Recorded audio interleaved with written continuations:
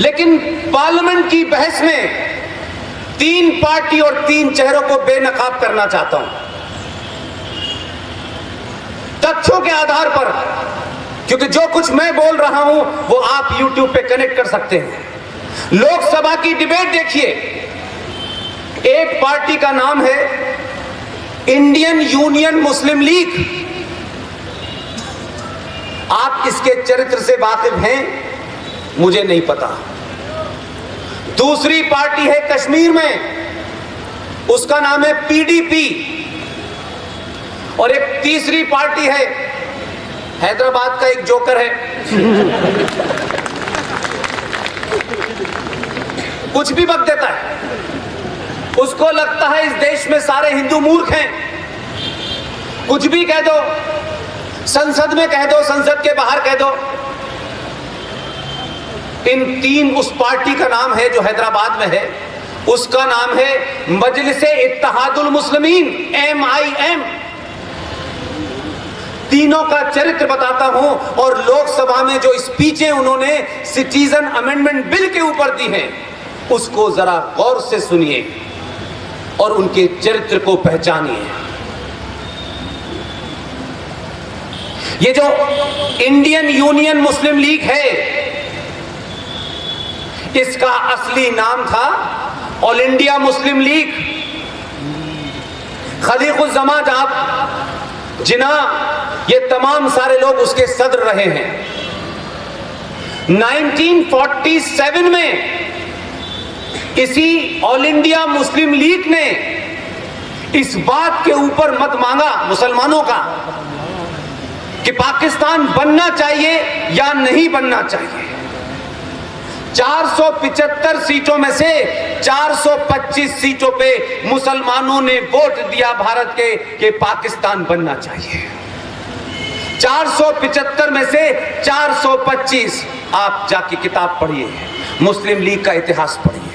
1947 में भारत के विभाजन का जिम्मेदार माना गया और इस पार्टी के ऊपर बैन लगा।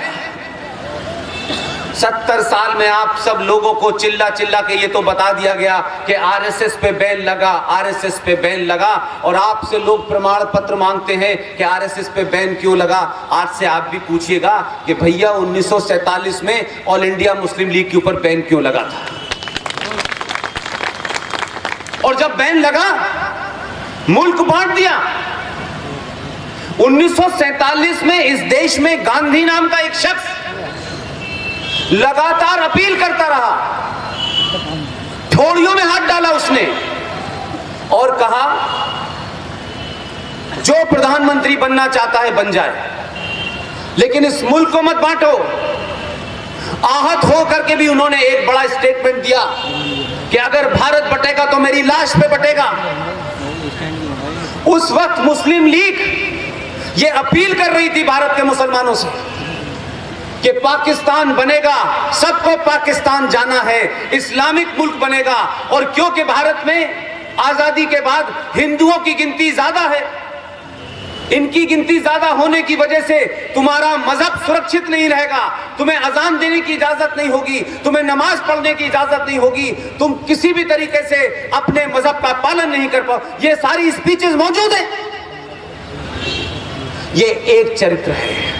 ये बात थोड़ी देर के लिए ध्यान रखिएगा, मैं कुछ कनेक्ट करूंगा तब आपको इसलिए बता रहा हूं, क्योंकि वर्तमान को समझने के लिए इस देश की सनातन संस्कृति को मानने वालों को उस जड़ को of होगा जिसकी वजह से आज ये समस्या है। इसकी समस्या में जाइए। ऐसे ही एक पार्टी है MIM। MIM का प्रेसिडेंट कौन था 1946 में? आपको पता है कि नहीं? उस आदमी का नाम था कासिम रिजवी। हैदराबाद पाकिस्तान में मिले, हैदराबाद भारत में न मिले, उस वक्त हैदराबाद के निजाम की यही मांग थी। भारत की सेना से लड़ने के लिए इसी जोकर के खानदानियों ने, इसके वारिसों ने, इनके बाप दादाओं ने उस MIM जिसका प्रेसिडेंट कासिम रिजवी था, उन्होंने 1 लाख मुसलमानों की फौज बनाई जिसे इतिहास में आप रजाकारों के नाम से जानते हैं, और भारत की सेना के साथ युद्ध किया और कहा कि किसी भी कीमत पर भारत के साथ हम नहीं रहेंगे। ये सलाउद्दीन ओवैसी, असदुद्दीन के वालिद, उनके वालिद, ये तमाम सारे लोग उसी पार्टी के हैं। भला हो उस वक्त गुजरात से आने वाले दो लोगों का फर्क देखिए। एक रिक्वेस्ट कर रहा था ठोड़ियों में हाथ डाल के, मेरे भाई जिना पाकिस्तान मत बनाओ,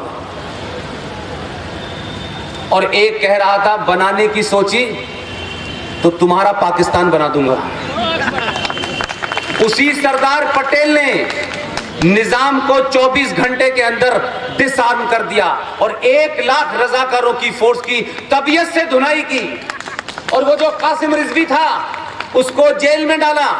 बाद में उसने पटेल साहब को लिख के दिया कि मुझे छोड़ दो, मैं भारत की धरती पे दिखूंगा नहीं, और पाकिस्तान भाग गया। आज वो पार्टी छोटे भाई का पजामा बड़े भाई का कुर्ता पहने पार्लियामेंट में ज्ञान दे रहा है भारत के लोगों को कि मैं इस बिल की मुखालफत करूंगा, इसका विरोध करूंगा। और एक तीसरी पार्टी है पीडीपी, रिजवी भाई, खास तौर से तीनों को बता रहा हूं, ये कश्मीर में है, इसकी सदर मोहतरमा महबूबा मुफ्ती हैं, इसकी पार्टी का पार्लियामेंट का एक सदस्य जब इस पे बहस हो रही थी तो तीनों के डायलॉगों को सुनिए जरा, और फिर आप इस बात की एनालिसिस करें कि इतिहास में कोई 70 और 50 साल एक लम्हे के बराबर होते हैं। मैं औरंगजेब का इतिहास नहीं बता रहा क्योंकि आजाद भारत में कई औरंगजेब मौजूद हैं, इसलिए जो आज औरंगजेब हैं और जिंदा हैं पहले इनसे निपट लिया जाए, इतिहास वालों से तो बाद में निपटेंगे। इनके चेहरे पे जो नकाब है मक्कारी का, उसको उतारना चाहिए, और यह समाज का काम है, और इसकी ठेकेदारी आप पार्टियों को मत दीजिए कि हर पार्टी ये करेगी। यह समाज का काम है, राष्ट्र का काम है, हर हिंदुस्तानी को करना चाहिए। पार्टियों की मोहताज मत रहिए, किसी संगठन की मोहताज मत रहिए कि जब तक वो कोई प्रोग्राम नहीं करेंगे आप नहीं करेंगे।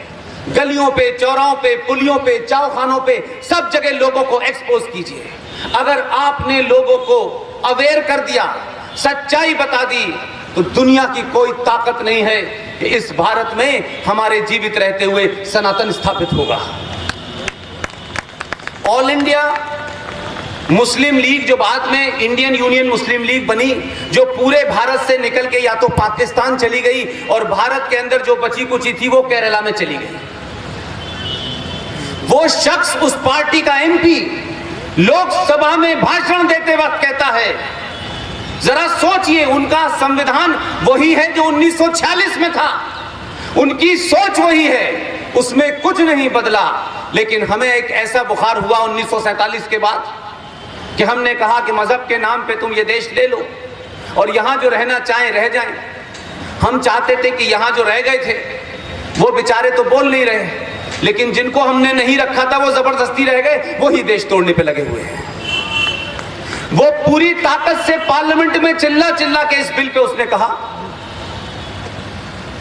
कि ये जो सरकार है ये मुसलमान विरोधी है, इसको मुसलमानों से चिढ़ है, ये पाकिस्तान, बांग्लादेश और अफगानिस्तान से जिनकी धार्मिक पहचान, उनकी पूजा पद्धति के कारण एक इस्लामिक राज्य में उन पे जाती करने की इजाजत वो किताब देती है जिसे वो अपना संविधान कहते हैं।